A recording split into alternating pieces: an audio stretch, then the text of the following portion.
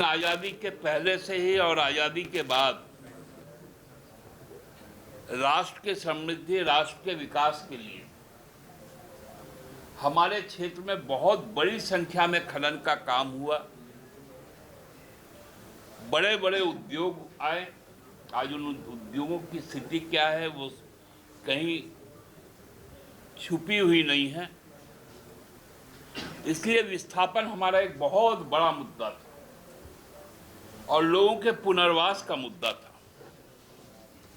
आप सबको याद होगा, हम लोगों का गुरुजी के जीवित रहते और उनको साक्ष्य मानकर हमने अपना 13वां महाधिवेशन 14 और 15 अप्रैल को खेलगांव में किया था। उस राजनीतिक प्रस्ताव को जिसको हम लोगों ने पारित किया था, उसमें एक मुख्य मांग हमारी जो थी वो विस्थापन और पुनर्वास आयोग का गठन करने का था और उस पर सरकार ने पहल किया और नियमावली बनी। इसके लिए मैं राज्य सरकार को अपने दल की ओर से, राज्य की जनता की ओर से कोटि कोटि आभार व्यक्त करता हूं, उनको धन्यवाद कहता हूं। ये लगभग 25 साल पुराना एक जन आकांक्षा थी, जन मांग थी, जिसको हेमंत सोरेन जी के प्रगतिशील सरकार ने, विकासोन्मुख सरकार ने धरातल पर उतारने का काम किया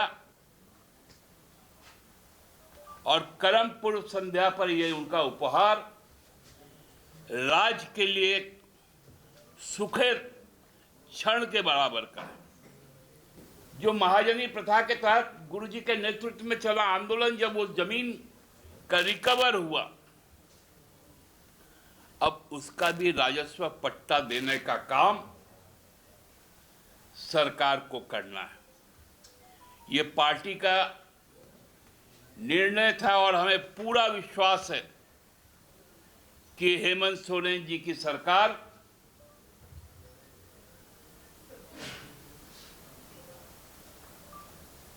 जो राजस्व पट्टा देने का काम, वन भूमि का पट्टा देने का काम और वो वनोपज का हिस्सेदारी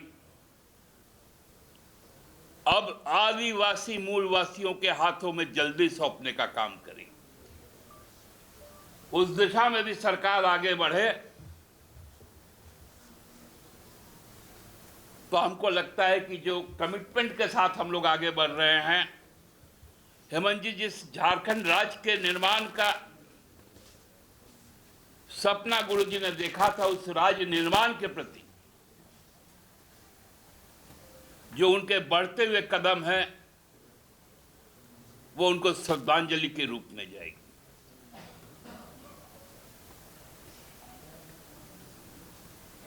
नेमरा से निकलकर